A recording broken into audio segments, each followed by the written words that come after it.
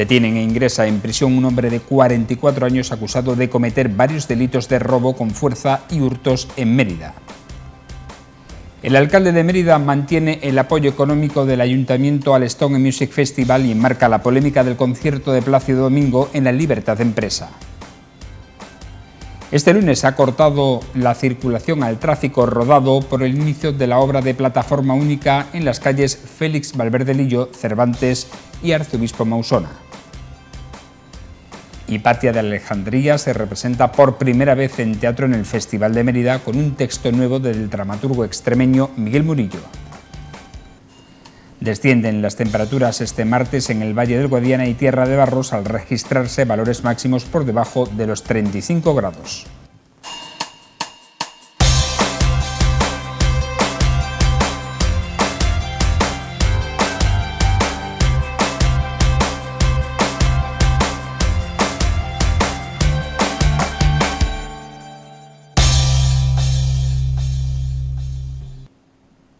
Bienvenidos a esta última edición de la temporada 2020-2021 de La Picota, la número 1254, en la que vamos a entrevistar al presidente de la Junta de Extremadura, Guillermo Fernández Vara, que responderá, entre otras preguntas, a la polémica cuestión de la retirada de la Orquesta de Extremadura del concierto de Plácido Domingo en la clausura del Stone Music Festival. Pero comenzamos hablando de esta cuestión, pero en el Ayuntamiento de Mérida, porque el alcalde de la ciudad, Antonio Rodríguez Osuna, ha declarado este lunes que mantiene el apoyo económico del Ayuntamiento al Stone Music Festival a través de un contrato de patrocinio que se extenderá durante 4 años tras la polémica desatada por la retirada de la Orquesta de Extremadura del concierto que Plácido Domingo va a ofrecer para clausurar este certamen.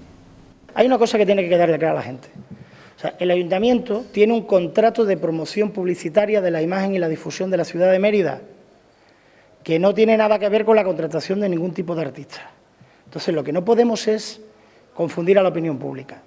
Intentar confundir una cosa con otra para desprestigiar una cosa con otra, yo creo que eso es reprochable.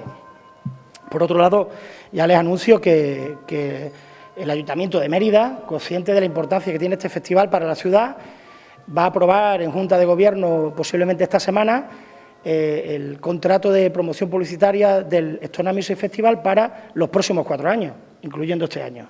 O sea, vamos a garantizar la supervivencia de algo que genera empleo y dinero para la ciudad. El anuncio de la actuación del artista fue objeto de rechazo en redes sociales por las acusaciones de violencia machista vertidas por parte de compañeras de profesión con las que trabajó. El regidor emeritense enmarca la organización del concierto en la Libertad de Empresa, en la que el consistorio no tiene nada que ver, dice. Yo creo que hace falta eliminar de este debate el cinismo y la demagogia y tirar, como dicen en el fútbol, el balón al suelo y separar las dos cuestiones. Hay una cuestión que es indudable y es que el Ayuntamiento de Mérida está en contra de cualquier violencia ejercida contra las mujeres, incluido el abuso de poder. Y luego el otro debate es el de la libertad de empresa. Es decir, aquí hay un promotor que organiza un festival en esta ciudad, que programa libremente a los artistas, que paga unas tasas al Consorcio de la Ciudad Monumental y que ejerce su derecho a plantear una actividad musical, literaria, cultural, y también tiene ese derecho de libertad de empresa, ¿no? Entonces yo creo que las dos cosas son perfectamente compatibles y no deben por qué generar ningún debate más que el de una serpiente de verano, perdónenme la expresión, que muchas veces pues se ocasiona con motivo de falta de noticias, ¿no? Entramos a comentarles ahora en Crónica de Sucesos que el pasado miércoles 14 de julio agentes de la Policía Nacional de la Comisaría de Mérida detuvieron a un hombre por cometer varios delitos de robo con fuerza y hurtos en la ciudad, hechos por los que ha ingresado en prisión. Gracias a la preceptiva autorización judicial, el pasado 14 de julio se procedió a la entrada y registro del domicilio de esta persona, donde además de proceder a su inmediata detención, se recuperaron efectos de los robos mencionados y de otros robos y hurtos perpetrados en Mérida y en Badajoz. El detenido es un varón de 44 años de edad con antecedentes, quien, tras ser puesto a disposición de la autoridad judicial, ingresó en prisión. Por otra parte, la Policía Local de Mérida ha efectuado 16 controles de alcoholemia en la ciudad, además de otras actuaciones realizadas en materia de seguridad y tráfico. Hemos sufrido 12 accidentes de tráfico Se han interpuesto 66 denuncias a la infracción de la normativa de tráfico, denuncias a la ocupación de vía pública con respecto a terrazas, se han interpuesto 9, un desacato a la autoridad, y hemos participado en 2 pequeños conatos de incendios, 2 extinciones de incendios pequeñitas, y apelamos a la responsabilidad de todos para que por favor esas actuaciones, esas tareas sean de desbroce y no de provocar un incendio con un ánimo de querer eliminar una supuesta invasión de nada, que al final, si hay viento o saltan chispas, puede ser bastante peligroso. Este lunes ha comenzado la obra de plataforma única de las calles Félix Valverde Lillo, Cervantes y Arzobispo Mausona, por lo que se ha cortado la circulación al tráfico rodado. Tendrán acceso a estas vías los propietarios y usuarios de plazas de garaje particulares mediante la correspondiente acreditación que previamente hayan solicitado al Ayuntamiento de Mérida. Ya se ha procedido al inicio del cierre de la calle. El acceso está autorizado para aquellas personas residentes que tienen garaje, pero tienen que presentar una declaración responsable en el registro municipal para nosotros sellarla. Lo que buscamos es que la calle esté totalmente despejada para que las obras vayan en buena medida, no tengamos ninguna variación ni ningún problema temporal y cumplir con los tiempos, que es muy importante para este tipo de obras tan céntricas. Se han habilitado plazas para movilidad reducida en las zonas cercanas a las calles afectadas por las obras. Y respecto al parking público de la calle Cervantes, se ha habilitado el doble sentido de circulación en el tramo comprendido entre este aparcamiento y el cruce con la calle Almendralejo. En los parking es el de la calle Camilo José Cela. Está además recién pintada, se ha puesto una línea en medio, se ha retirado cualquier mobiliario urbano, que había unos maceteros y un aparcamiento de moto, está en doble sentido, se puede acceder al parking y la salida del parking es por la misma calle, otra vez a la calle Almendralejo, bueno, al cruce de la calle Almendralejo. Eso está perfectamente establecido, el acceso a los hoteles y a los distintos alojamientos, también previa comunicación del hotel de las matrículas que tienen que acceder. Y luego hay habilitado puntos de carga y descarga en la calle Almendralejo, en la zona entre Arzobispo Mausona y Camilo José Cela. Todo el lateral de esa calle está habilitado para carga y descarga, y en la calle Santa Julia tenemos habilitada plazas de movilidad reducida bastante cercanas, que es en el Arco Trajano, en la calle El Puente, son 9 plazas, en la calle El Puente y aquí en el Arco de Trajano, que hay 3. Y en el Festival de Mérida, la comedia Mercado de Amores ha contado con una asistencia de 9.260 personas a las 5 funciones que se han representado en el Teatro Romano. Y ahora pasamos a la tragedia con Hipatia de Alejandría, que se representa por primera vez en teatro en el mundo. Pasamos de la comedia a la tragedia en el 4º estreno del Festival de Mérida. Hipatia fue una precursora de las mujeres de hoy. Siguiendo su ejemplo, abren camino en el mundo de la ciencia y del pensamiento crítico. No sería la única mujer filósofa de Grecia, un personaje que creo que es necesario, un texto absolutamente nuevo. La obra está ambientada entre los siglos IV y V después de Cristo y llega en un texto nuevo de la mano del dramaturgo extremeño Miguel Murillo, ya que hasta ahora no se ha hecho una adaptación para teatro. En la obra se lanzan mensajes de tolerancia, respeto y armonía en torno al personaje que fue precursora de la igualdad de las mujeres en su época.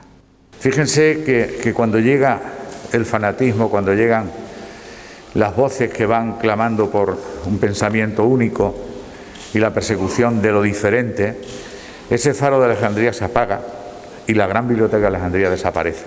Por desgracia estamos asistiendo a unos tiempos en los que los faros, muchos faros de lo conseguido se están apagando y muchas bibliotecas se están censurando o se están simplemente destruyendo. La dirección corre a cargo de Pedro Antonio Penco, quien la ha presentado como una tragedia con mucha marcha. En Mérida necesita que te expandas como actor, que seas tan grande, no lo vas a ser nunca, que como lo que tienes detrás, que lo intentes por lo menos, ¿no? Para que realmente el público se sienta atraído por lo que tú haces y no solamente por el espacio. Que el espacio sea un magnífico acompañante de viaje. Es un espectáculo que uno piensa, bueno, una tragedia, va a ser, lo va a pensar, pero que va, tiene mucha marcha.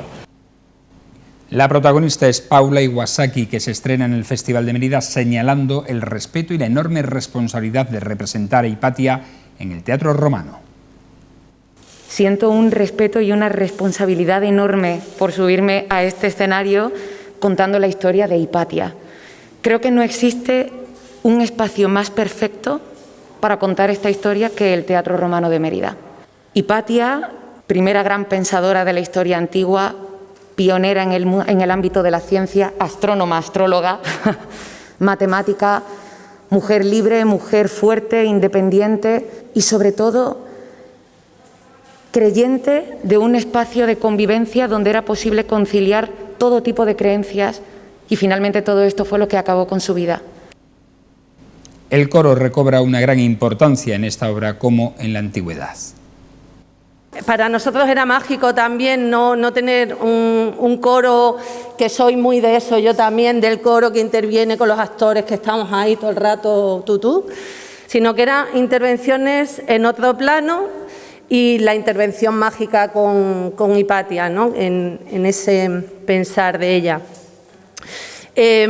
Bueno, hay un vestuario maravilloso de Rafa Garrigós, que ha hecho que sean dioses, astros y estén mucho más allá de las estrellas incluso. En la previsión del tiempo las temperaturas descienden. Este martes se alcanzarán máximas de 35 grados en localidades del Valle del Guadiana y Tierra de Barros. Así tendremos cielo poco nuboso, despejado, temperaturas en descenso con valores en el mercurio que marcarán 14 y 34 grados en Mérida y 16 y 35 grados en Almendralejo. Los vientos serán del suroeste al oeste, flojos en general.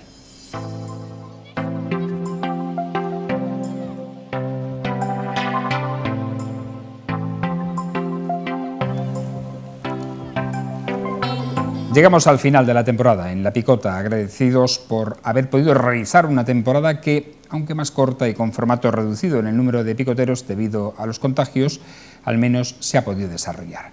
Hemos vivido los coletazos de la tercera ola y los tremendos efectos que ha supuesto la cuarta tras la celebración de las Navidades, dando paso a la esperanza de la vacunación y al inicio de esta quinta ola de contagios con resultados distintos a los anteriores, tanto por los grupos de edad afectados como por el alivio de no tener una alta presión hospitalaria.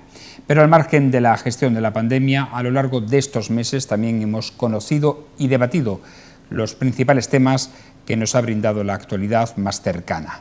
Nos hemos ocupado, preocupado y ofrecido también distintos puntos de vista, pero siempre con el enfoque de la independencia, la ecuanimidad y la diversidad de opiniones. Dejamos La Picota hasta septiembre, pero seguiremos informando a través de nuestro Flash Noticia, tanto en la televisión como en las distintas plataformas digitales de esta casa.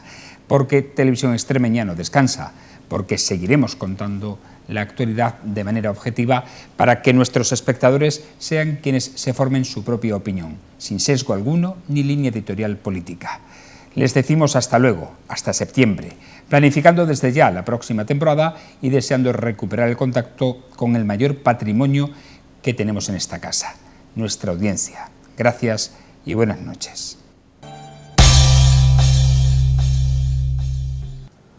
Y hoy cerramos ya esta temporada de La Picota en Televisión Extremeña con un broche de oro. Hoy queríamos cerrar nuestro curso periodístico, coincidiendo con el curso político que finaliza también pronto, con una entrevista al presidente de la Junta de Extremadura, Guillermo Fernández Vara, al que saludamos y agradecemos que esté hoy aquí. Buenas noches, bienvenido, presidente. Muy buenas noches. Bueno, vamos a hablar un poco de cómo se ha gestionado la pandemia y cómo ha resultado precisamente la gestión de una pandemia que yo creo que el método básico ha sido el de prueba y error, porque no, lo ha dicho en varias ocasiones que venía sin manual de instrucciones, ¿no? esta pandemia. En calidad de presidente, de responsable político y en calidad de médico, ¿cuándo cree, la gran pregunta, y yo sé que es muy difícil contestarla, cómo y cuándo cree que acabará esta pandemia? ¿Se acaba o se acabará? Sí, lo primero que hay que decir con toda claridad es que esto no tendrá una fecha de alta cierta, que no podemos decir, pues mira, en septiembre o enero del año que viene. No hay una fecha cierta. A medida que vayamos tomando decisiones, a medida que vayamos estando más gente vacunada, pues esto se convertirá en una enfermedad estacional, que pasará como ha ocurrido o como ocurre con la gripe, que incorporamos la vacuna a nuestro comportamiento ya habitual, ¿no? Por cierto, muy significativo la desaparición casi de la gripe con la mascarilla. Lo digo porque bien haremos en sacar todas las enseñanzas debidas de lo que hemos vivido, ¿no? Pero no hay una fecha cierta. Lo que sí es verdad que estamos mejor de lo que estábamos hace tiempo, porque tenemos a la mayor parte de la población vacunada. ¿Y la COVID-19 afecta a la gente vacunada? Sí, pero de manera más leve, entre comillas, de lo que afecta cuando no lo estás, ¿no?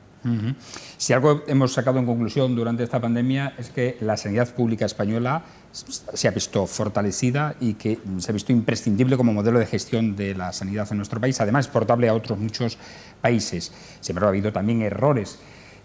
Nos preguntaba mucho a través de las redes sociales de esta casa por qué, por ejemplo, ahora que no hay tanta presión hospitalaria, se tarda tanto en concertar una cita en la atención primaria, cuando todavía están siendo las citas telefónicas, no presenciales, la mayoría. Bueno, se ha ido recuperando cierta presencialidad, o bastante presencialidad, pero no toda, ¿no? Entre otras razones porque todavía la COVID ha presionado en una parte de este último año y medio mucho a los hospitales y ahora está presionando a los centros de salud, porque lógicamente al no producirse un gran número de ingresos todavía, pues la presión mayor recae en el sistema sanitario en el ámbito de la atención primaria. Hay que tenerlo preparado porque sigue siendo prioritario, ¿no?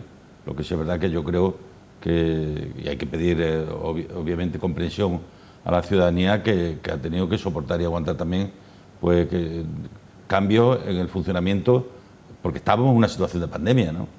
Pero hombre, yo creo que los profesionales han dado lo mejor de sí mismos y hay que valorar también, y yo lo valoro, en su justo término, el esfuerzo gigante que han hecho. No obstante, es cierto, la pandemia ha tensionado al sistema, o sea, lo ha estresado, lo ha puesto al borde del máximo punto de estrés, ¿no? Y el sistema ha respondido. Nosotros llegamos a tener disponible casi el doble de camas de UCI que había con carácter previo a la pandemia, por unas razones o por otras. Tenemos una gran capacidad de poder adaptar, en cuyo caso, además, aunque hubiera sido mayor la demanda, hubiéramos tenido capacidad para haber podido responder, ¿no? Pero luego yo de todo esto me quedo siempre con las ausencias. Lo de las ausencias es algo que a mí me va a costar mucho superar. No sé ni si alguna vez lo superaré, primero porque he perdido a gente muy querida para mí en el camino, y segundo porque los sitios como Extremadura, que son más pequeños, donde casi todos nos conocemos, pues el agujero que dejan las ausencias no lo cubre ninguna presencia, ¿no? Indudablemente. Una de las herramientas que se pretendía utilizar en esta quinta oleada, en la que no hay estado de alarma, era el toque de queda, que ha sido denegada por el Tribunal Superior de Justicia de Extremadura. ¿Echa de menos algún tipo de herramienta jurídica que, sin ser el estado de alarma, pudiera ayudar precisamente a la gestión de la misma? Bueno, la verdad es que estamos actuando con normas que se aprobaron pensando en otra cosa. Es decir, la ley de salud pública, la ley que es una ley muy pequeñita, de apenas un par de artículos, esa ley de salud pública se hizo pensando sobre todo en la tuberculosis en su día, en los años 80. En que tú pudieras decirle a una persona que tiene tuberculosis: oye, te tienes que quedar en tu casa. No se hizo para meter en casa a toda la población. Tanto, para eso fue necesario el estado de alarma, que ahora el Constitucional ha dicho que hubiera sido necesario dar un paso más, ir al estado de excepción, ¿no? Respecto a lo que nos ha ocurrido aquí a nosotros la semana pasada, yo entiendo al tribunal, no solo lo entiendo y no solo lo acato porque así está establecido, sino que los comprendo.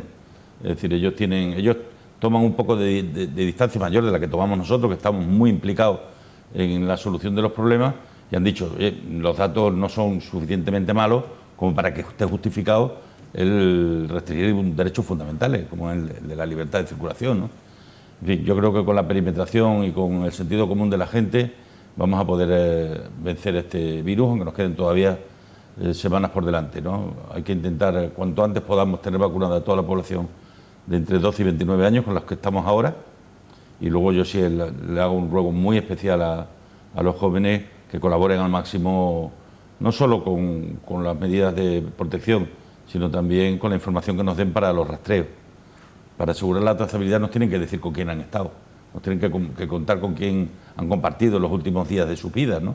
Porque es la única manera de poder luchar, y la más eficaz es sin duda ninguna el control de la trazabilidad a través de los rastreadores, ¿no? Ahora que hablamos de los jóvenes, precisamente, viendo los resultados, yo sé que esto a balón pasado es fácil decirlo ahora, pero viendo los resultados de esta quinta ola, ¿se debería haber cambiado la estrategia de vacunación para incluir precisamente a los grupos de edad más jóvenes en alternancia con el resto de grupos en esta campaña?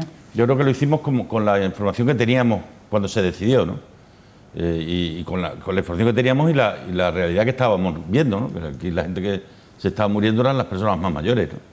Y se empezó por ahí, ¿no? De hecho, yo creo que a fecha de hoy no se dan los argumentos que pensemos que habría que haberlo cambiado. Otra cosa es que hubiéramos tenido vacunas para todos, pero hay que pensar que desde que un laboratorio empieza a trabajar, a investigar una vacuna hasta que la pone en marcha, pasan años, años y años. Y aquí, 6 meses después, ya estábamos vacunando a la gente. Y yo creo que lo más grande que aquí ha ocurrido ha sido cómo la ciencia, cómo los laboratorios, cómo los investigadores consiguieron en apenas 6 meses tener disponible una vacuna y en cantidades para empezar a vacunar a todo el mundo, ¿no? Que es que en apenas 6 meses vamos a pasar de no haber tenido a nadie vacunado a tener al 70% de la población extremeña vacunada, ¿no? Creo que hay que hacer necesariamente un reconocimiento. Yo, en el mejor de los casos, no esperaba que fuéramos a tener una vacuna disponible en el mes de enero de este año. Yo siempre calculé en el entorno de como mínimo un año desde el momento en el que había llegado la pandemia, ¿no? Y a los 6 meses ya estábamos vacunando, y además yo creo que se ha hecho razonablemente bien, y eso nos ha llevado a tener unas coberturas muy buenas. Yo me siento muy orgulloso de cómo ha ido la campaña de vacunación en Extremadura. Hace unos meses dijo, presidente, que de esta pandemia los políticos que la estaban gestionando no iban a salir bien parados. ¿Sigue pensando lo mismo? No, yo lo que dije entonces y repito ahora es que cuando si te has entregado cuerpo y alma como yo creo que hemos hecho muchos para resolver esto te lleva por delante. Es decir, tienes una sensación de responsabilidad tan abrumadora. Yo emocionalmente he estado mal, ¿no? He estado mal. ¿Por qué? Pues porque me puse a dar al principio de la pandemia y cogí la costumbre de llamar a muchas personas para darle el pésame por el fallecimiento de sus familiares, y cuando me había dado cuenta estaba metido en un bucle que era de un enorme dolor, que yo no me estaba empezando a acostumbrar sin acostumbrarme, ¿no? Y emocionalmente es un golpe muy, muy fuerte, porque eran momentos que ha vivido situaciones. Hombre, yo me pongo en el pellejo. Cuando nace mi nieta el 16 de abril, el no poderla conocer el año pasado, o sea, eso es algo para lo que tú no estás preparado. Ha nacido un ser humano que es sangre de tu sangre y que no tiene la posibilidad de poderla conocer hasta pasada un montón de semanas, ¿no? O como me ha ocurrido, de dar pésame a extremeños a los que han velado simultáneamente a su padre y a su madre, porque habían muerto el mismo día, y los dos por COVID, ¿no? Situaciones, esto emocionalmente ha sido muy duro, y a eso me refería yo también, ¿no? Y además, que aquí lo que hay que trasladar a la ciudadanía es que hemos hecho todo lo que hemos sabido hacer, no lo que hemos querido hacer, sino todo aquello para lo que estábamos preparados, y desde luego asumiendo, creo yo, como sociedad, un gran reto, que era vencer una pandemia. Estábamos acostumbrados a luchar con bombas, y las guerras del siglo XXI se ganan con vacunas. Esa es la realidad, ¿no? Y la nueva realidad que nos ha tocado vivir, con la que nos hemos tenido que enfrentar, ¿no? Por cierto, me ha dicho un pajarito que en el plano personal ha vuelto a ser abuelo. Sí, sí. Así es, felicidades. Un año después se llevan las niñas poco más de un año de diferencia. Qué bien. Nos alegramos que vengan hijos. Por cierto, hay que activar la natalidad de alguna manera para evitar la despoblación de nuestra tierra, presidente. Yo lo tengo más claro que el agua. Eso se llama empleo y vivienda. Si los jóvenes tienen empleo y tienen vivienda, podrán hacer un proyecto de familia. Por eso para mí ahora mi objetivo fundamental es seguir trayendo empresas que crezcan en tamaño y que generen salarios justos y viviendas dignas. Y así la gente podrá tener un proyecto de vida, de familia y tener hijos. De lo poco que se puede extraer positivo de esta pandemia y de la situación en la que nos hayamos inmerso en casi este año y medio que llevamos con ella conviviendo, es los futuros retos económicos que se pueden afrontar. ¿Extremadura puede tener una oportunidad ahora? No, la tiene ya. O sea, ya es una realidad que... Mira, hace tiempo decíamos que nos habíamos quedado fuera de la revolución industrial. Más que quedarnos fuera, es que llegamos 150 años tarde a la revolución industrial. A esta revolución industrial del siglo XXI, que además es verde, es sostenible y es digital, no es que no lleguemos tarde, es que vamos a llegar los primeros. La primera fábrica de cátodos y de baterías que se construya en España va a ser aquí. La primera fábrica de semiconductores a partir de diamantes sintéticos va a ser aquí, en Trujillo. La primera fábrica de guantes de nitrilo va a ser aquí, en Navalmoral de la Mata. Es decir, con esto lo que quiero decir es que no es que se abran oportunidades que ya se han abierto y las estamos aprovechando. Yo puedo decir bien alto y bien claro para que me quiera escuchar. Si hacemos las cosas bien, si asumimos este enorme reto, a la vuelta de unos años Extremadura tendrá el problema contrario al que hemos tenido hasta ahora, que era de falta de trabajo. Tendremos un problema de falta de trabajadores, que tendrán que venir de fuera. Con ese empeño con el que tenemos que trabajar ahora, pues estoy absolutamente convencido que tenemos las condiciones, porque tenemos sol, tenemos agua, tenemos tierra, tenemos estabilidad política, que eso en estos momentos es muy importante. Tenemos seguridad ciudadana, tenemos capacidad de formación, ahora sí tenemos comunicaciones. Es que el año que viene, en primavera, vamos a tener un tren que nos una con todos los puertos de la península ibérica. Ya no digo solo para llegar a Madrid antes, sino para que nuestras mercancías lleguen a todos los puertos de la península ibérica. Eso solo nos está trayendo muchos proyectos de gente que dice, hombre, si tiene todo el resto de ventajas y además tienen unas buenas comunicaciones ferroviarias, el sitio es Extremadura, que es lo que hemos venido defendiendo hace mucho tiempo, ¿no? Y la nueva reindustrialización de España va a empezar por Extremadura. Eso, si nos lo dicen hace 20 años, ¿no lo hubiéramos creído? No, pero es la realidad. Los nuevos procesos industriales del siglo XXI en nuestro país van a empezar por Extremadura. Aunque después hablaremos del Gobierno de España, pero adelantando la pregunta, al hilo de lo que ha dicho sobre el tema del ferrocarril, se continúan comprometidos. Claro. Todo aquello que se dijo o que mantuvo Ábalos cuando era ministro del Transporte. Por supuesto, no, porque ya están contratadas prácticamente todo lo que estaba comprometido. Nosotros el año que viene, a lo largo del año que viene, las obras van a terminar a final de este año, vamos a tener una línea Badajoz-Mérida, Mérida-Cáceres y Cáceres-Plasencia sobre plataforma de alta velocidad. Luego tenemos una obra de Plasencia, lo que le llaman Oropesa, que es Plasencia Navalmoral, que están bastante avanzadas, y luego tenemos el tramo Talavera-Madrid, que será el que tenga que ir por vía convencional. Pero para el transporte de mercancías, desde el minuto 1 empieza a operar, y el transporte de ciudadanos, como hemos querido que sea mixto de ciudadanos y mercancías, en vez de ir a 350 irá a 200 y pico, pero es que a 200 y pico se tarda mucho menos que a 70, que es lo que tenemos ahora, o a 60, ¿no?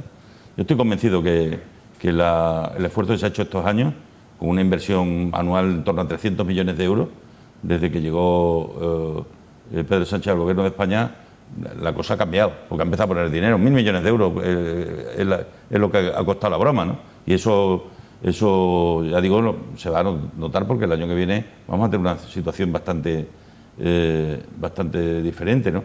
Y luego Portugal está haciendo también sus deberes, porque la línea portuguesa también está en construcción, lo cual en un horizonte tener Madrid y Lisboa unido por Extremadura a nosotros nos cambia muchos panoramas y muchos paradigmas, ¿no? ¿Y qué año podría ser ese, en el que estuviera conectado Madrid y Lisboa por Extremadura? Yo calculo que en el 24. Las obras de Portugal le deben de quedar como un par de años o 3.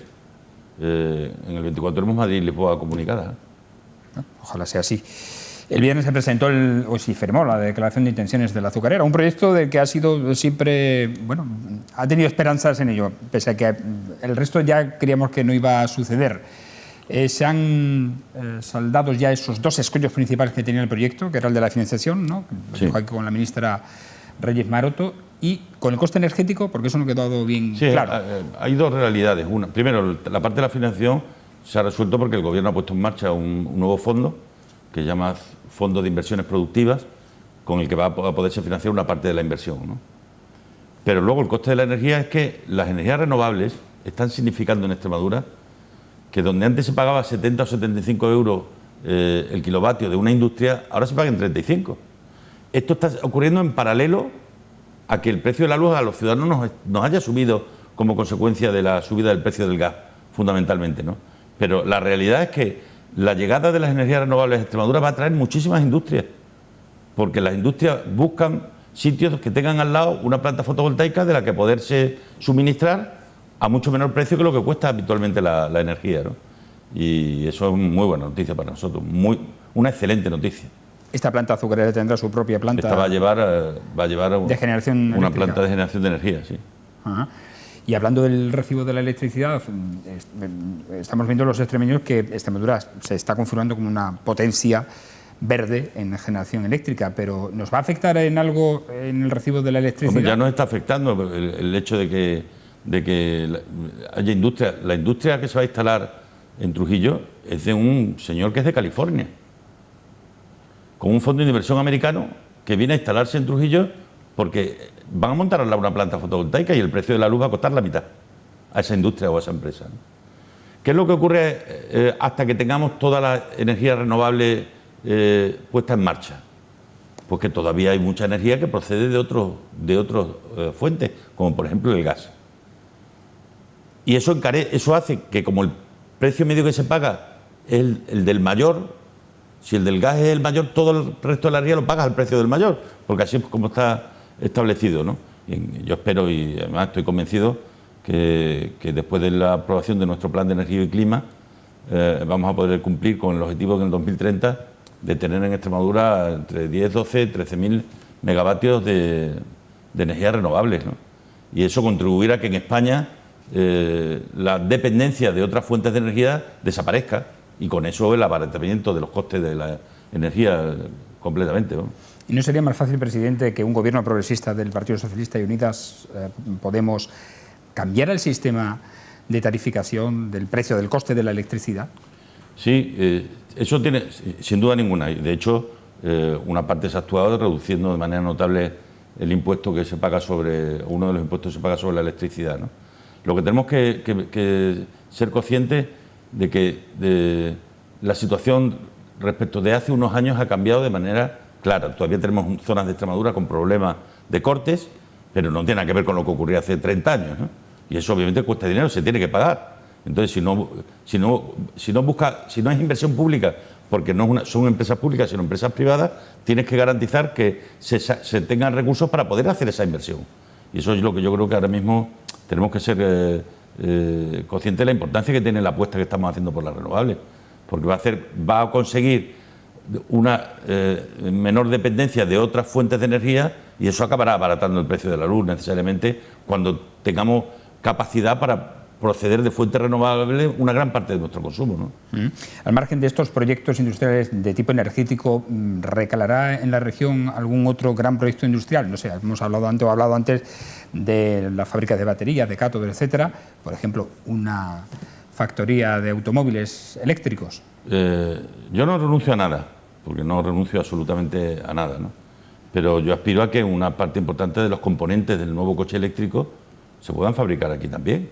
O sea, los componentes, cuando estamos hablando de fabricar cátodos, de fabricar baterías, es para que esos coches puedan andar, porque será la única fuente de energía. Hay que tener en cuenta que Europa ha dado un paso fundamental, que es el de decir que en el año 35 desaparecen los coches de combustión. Eso pasa mañana. Y para pasar mañana España tiene que estar preparada habiendo tenido los componentes, esencialmente los nuevos, que son los que no se tienen, y los que aspiramos nosotros a poder fabricar aquí. O sea, la primera fábrica que se ha anunciado de celdas de batería en España va a ser aquí, que va a ser un componente esencial del nuevo coche eléctrico, ¿no? Y en esa línea, lo que tengo la cierta sensación es como que nos cuesta creernos las cosas. Y claro, yo he estado siempre convencido que la azucarera se iba a hacer. ¿Ahora qué ocurre? Pues que hay problemas, que los tienes que ir resolviendo. Estaban construyendo otra en Egipto, hasta que no han terminado la de Egipto, no se han planteado reiniciar el proyecto aquí. Pero yo estaba convencido que si resolvíamos los obstáculos, al final se acabarían llevando a cabo, ¿no? Yo he hablado ayer con el promotor por una videoconferencia, aparte de la visita del viernes, me lo dijo bien claro. Y dice, oye, que a mí si me dais los papeles, yo empiezo en septiembre, ¿eh? O sea, tenemos que resolver, y el compromiso ha sido que podamos tener toda la documentación finalizada a final de este año y que el año que viene puedan empezar las obras con normalidad, ¿no? Y habrá muchos proyectos más. El bien más preciado que en estos momentos podemos tener es el suelo. Por eso cuanto más suelo industrial tengamos, mejor. Yo le decía el otro día a un ministro del Gobierno de España, la mejor manera que puede tener España de saldar la deuda histórica con Extremadura en estos momentos es disponer de suelo industrial. Porque eso es lo que va, el suelo, junto al resto de los elementos, junto al sol, al agua, a la agilidad en la tramitación de documentos. Tenemos dos de las leyes más avanzadas que hay en España, que es la Lama y la Lotus, pero es que la tercera la vamos a tener este año. La ley para la simplificación administrativa, que va a situar a Extremadura a la vanguardia en los procesos de respuesta administrativa a las empresas que quieran instalarse aquí, ¿no? Y eso para mí es probablemente de las noticias más importantes que pueda haber, porque le estamos diciendo a la gente que Extremadura será el sitio donde más fácil será montar una empresa. Y eso es un trabajo que nos ha llevado mucho tiempo desarrollarlo, pero que está ya dando muy buenos resultados. Y de los 470 millones del Fondo de Reconstrucción y Resiliencia que va a recibir Extremadura, ¿cómo va a llegar a la microempresa, a la pyme extremeña? ¿Se va a poder beneficiar después del castigo que ha supuesto económicamente esta pandemia para primero, el sector productivo? Yo he dicho del entorno, que yo voy a trabajar y estoy trabajando para que a Extremadura vengan por encima de 3.000 millones de euros de esos fondos extraordinarios, ¿no? Para que eso sea posible tiene que haber proyectos. Tienen que haber empresas que los desarrollen, y eso es lo que estamos trabajando a conciencia en estos momentos. Pero ya sabemos una parte dónde va a ir, cómo va a ser. Es decir, todas las empresas del sector de la rehabilitación y de la reforma, todas las empresas de aluminio, todas las empresas de carpintería, las empresas de albañilería, todas esas van a empezar, cuando pase el verano, a desarrollar, no el año que viene ni el siguiente, cuando pase el verano, porque ya hay varios millones de euros preparados para todo lo que es la reforma de las viviendas para eficiencia energética, todo lo que significa la digitalización, todo eso va a ser por concurso y se van a poder presentar las empresas.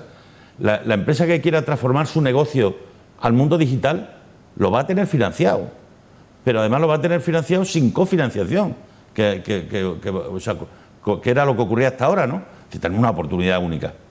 Todo el tema de la reforestación, todo lo que tiene que ver con la economía de los cuidados, es decir, el cambio de modelo que va a generar este proceso y estos fondos va a ser muy importante para Extremadura, porque además pone en valor las cosas que nosotros siempre hemos cuidado tanto.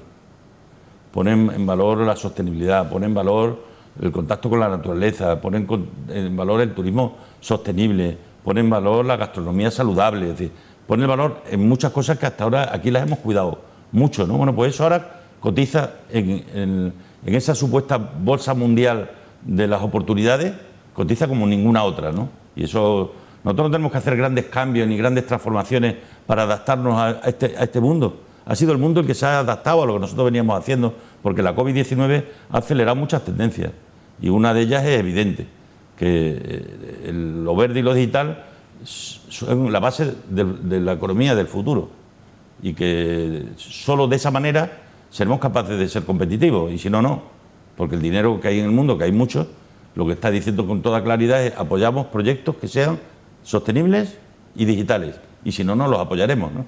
Esa es la apuesta que tenemos por delante. El presidente, lo más reciente ha sido este sábado también, y que afecta a la capital extremeña, el vetar, entre comillas, la participación de la Orquesta de Extremadura en el Stone Music Festival, argumentando el Consejo de Gobierno que habrá que revisar las programaciones en las que la Junta patrocina esto es muy estos sencillo, festivales. Fran. A veces es bueno que se abran debates, porque los debates llevan, siempre que se permitan los razonamientos, los argumentos, los matices. Aquí hay unos comportamientos que, por cierto, han sido reconocidos, que no han tenido reproche penal, porque hace muchos años, pero deben tener reproche social.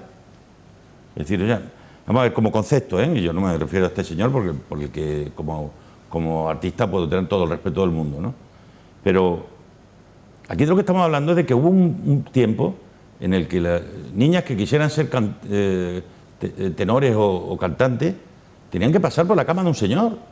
Es decir, vamos a ver si aprendemos a no quitarle importancia a las cosas que de verdad la tienen. Es que yo pienso en mis hijas.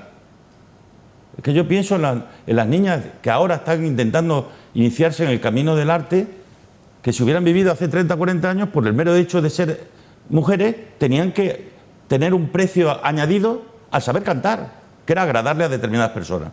Y entonces, para mí, yo podré aceptar o equivocarme, pero lo que no voy a hacer nunca es engañarnos. Esta sociedad se tiene que rebelar frente a determinados comportamientos, hayan sido condenados o no, porque hace tanto tiempo que no pueden ser ya perseguidos. Dicho esto, ¿vetar de qué?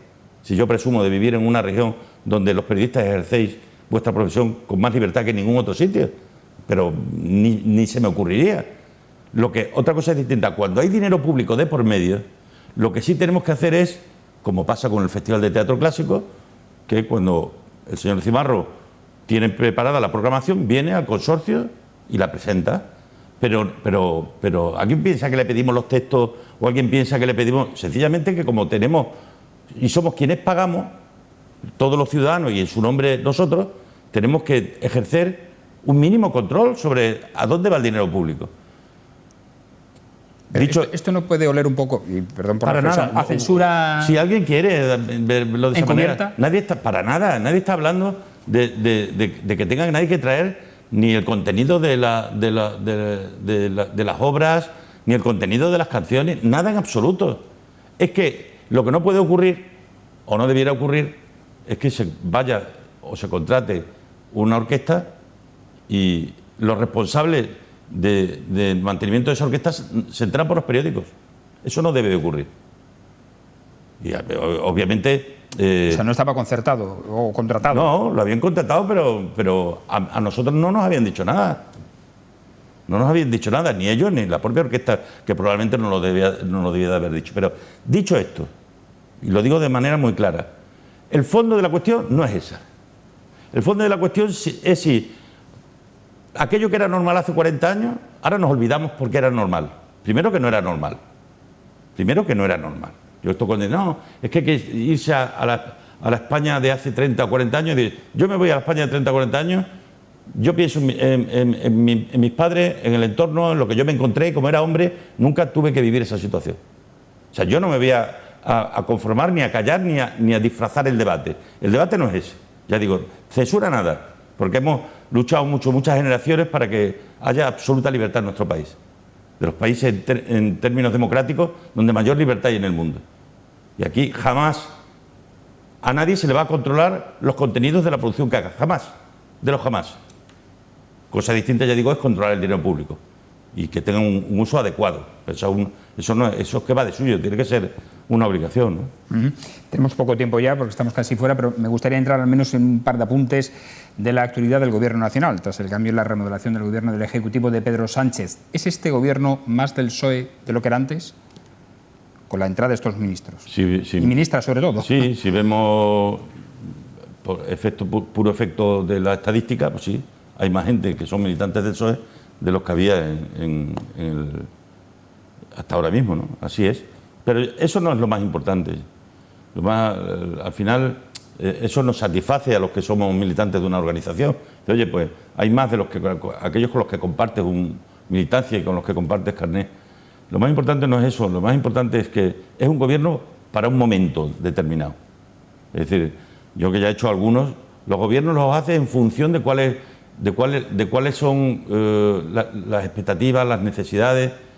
Yo el gobierno que hice en el año 19 no lo hubiera hecho nunca en el 2007. Y el que hice en el año 2007 no lo hubiera hecho nunca en el año 2019. El presidente ha hecho ahora el gobierno que cree que necesita para salir de la pandemia y para la recuperación económica, social de nuestro país y de la Europa a la que pertenecemos. Y eso es lo más importante. Yo que he hablado ya con casi todos los ministros nuevos, pues veo a gente con mucha ilusión, con mucha preparación. Ha contado con muchos alcaldes porque son gente muy acostumbrada a gestionar lo cotidiano y aquí hay que ser eficaces en la gestión de estos fondos, porque si no somos eficaces no vienen. Estos fondos, a diferencia de otros, tienen unas características diferentes a los que tienen otros. Tienen unos objetivos que hay que cumplir, tienen en el corto plazo, para que te los aprueben tienes que cumplir una serie de criterios que te marcan. Es decir, hay que saber gestionar y gestionarlos muy bien, ¿no? Presidente, ¿se siente aliviado con la salida de Iván Redondo? No, ni aliviado ni no aliviado. Yo es una persona en la que tuvimos una experiencia cuando él estaba aquí en Extremadura y estábamos luchando en bandos diferentes, y yo tengo mis propias experiencias personales que pasé la página cuando empezó a trabajar, cuando el presidente me llamó y me dijo, oye, quiero contar con esta persona, que sé que estuvo allí en la legislatura en que estábamos en la oposición, y yo pasé página. Y durante estos años lo que he hecho todo lo posible por trabajar pues desde la armonía, desde la concordia y desde lo mejor para Extremadura y para España, ¿no? Yo, una persona que no le deseo nunca nada malo, ¿no? Yo no tengo, mi capacidad de tener rencor es cero. No sé, mi madre no me enseñó a ser rencoroso, y por tanto la vida te depara circunstancias complicadas. Yo pasé página y le deseo lo mejor en su vida, sin duda ninguna. Por último, las encuestas están diciendo a nivel nacional que hay una tendencia al alza del Partido Popular. ¿Teme que en una próxima convocatoria, de seguir así esta tendencia, en una próxima convocatoria electoral en la que las autonómicas y locales vayan primero, si se cumple y se agota la legislatura, antes que las legislativas nacionales, le pueda pasar lo que le ocurrió en 2011, un efecto Sánchez parecido al efecto Zapatero? Es que no fue así. En el año, lo que ocurrió en el 2011 no fue un efecto Sánchez, un efecto Zapatero. Lo que ocurrió en el 2011 fue una crisis de caballos que metió a Extremadura con 30.000 parados más, que luego con el PP fueron otros 40.000 más. Pero en cualquier caso, esta situación no tiene nada que ver. Mira, yo estoy convencido que si nosotros seguimos haciendo las cosas como debemos hacerlas, dentro de 2 años estaremos mucho mejor que como estábamos hace 2 años, y eso es lo que valorará la ciudadanía. La población española, yo creo que ya está muy madura para saber qué es lo que tiene que votar en cada momento, ¿no? Y dar la importancia que tiene cada una de las elecciones, ¿no? Y no es lo mismo un alcalde que un presidente o una presidenta autonómica, que un presidente del gobierno. Yo no le tengo ningún temor, y además digo, nosotros hacemos encuestas, nosotros tenemos un nivel de apoyo muy importante en estos momentos en Extremadura, muy importante, a pesar de la pandemia y a pesar de la crisis, ¿no? Hay una disminución de votos en algunas de las organizaciones, pero hay otra subida de otros, ¿no? Es decir, lo que sí se aprecia es que cuando la gente apuesta por la estabilidad política, eso es enormemente rentable. Yo tengo muy claro eso, y tengo muy claro que yo nunca le regalaré los oídos a nadie. El progreso de Extremadura vendrá de la mano de los derechos y de las obligaciones. La gente de nuestra tierra somos gente humilde y sencilla, pero muy responsables, que sabemos que para tener derechos uno tiene que tener también obligaciones en la vida y ser capaces entre todos de poderla lograr, y así vamos a seguir trabajando. La encuesta es importante, la de las elecciones, y si nosotros llegamos estando Extremadura mucho mejor de lo que estaba, estoy convencido que los ciudadanos nos van a dar el apoyo, sea quien sea el candidato, ¿no? Presidente, muchas gracias por cerrar con nosotros esta temporada Picota. Queríamos precisamente cerrar el curso periodístico con el curso político que en breve también se clausurará. Supongo que durante este verano tendrá o podrá disfrutar un poquito más de sus nietos. Sí, pero básicamente en la casa de Olivenza, en nuestra casa, porque hemos decidido que es mejor estar en casa. Tenemos la suerte, la inmensa suerte de que vive mi suegro, entonces las niñas van a poder disfrutar unos años de sus bisabuelos, y eso es una alegría enorme, ¿no? Totalmente. Y desde luego, como allí no estamos en ningún sitio. Para disfrutar de la familia. Muy bien.